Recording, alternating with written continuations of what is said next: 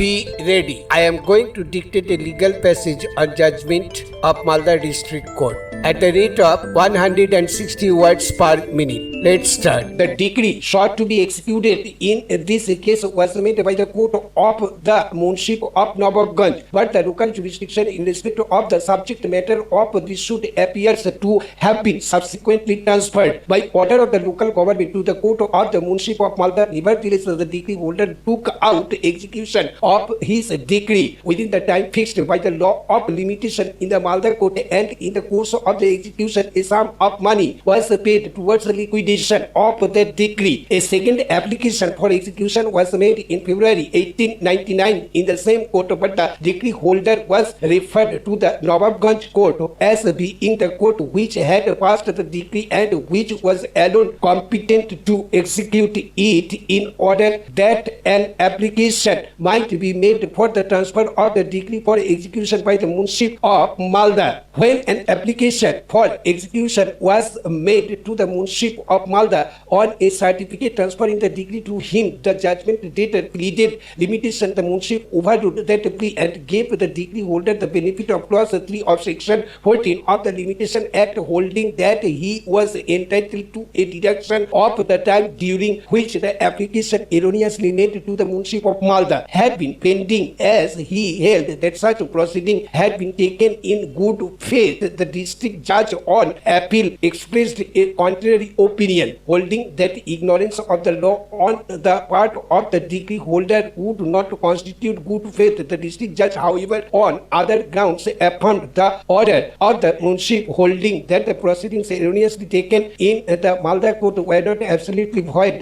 but voidable, and that the judgment debtor, having condoned the error committed by the decree holder and having accepted the jurisdiction by making part payment of the decree, that proceedings were saved under section 14 of the Limitation Act. The first question raised before us in this appeal is what court was competent to execute this decree, and it is contended that the court of the Munship of Nawabganj was alone competent to execute it, being the court which passed it within the terms of section 223 of the Code of Civil Procedure. And it was also contended that although the Munship of Malda might now alone have jurisdiction to try the suit by reason of the transfer to his jurisdiction of the locality in which the subject matter of the suit is suited, he would not be the court to have jurisdiction to execute the decree passed by the Munship of Nawabganj as authority. For we have been referred to the case of Kalipad Mukherjee versus Dinonath Mukherjee, 1897, ILR 25L315. That case, however, is distinguished from the present. For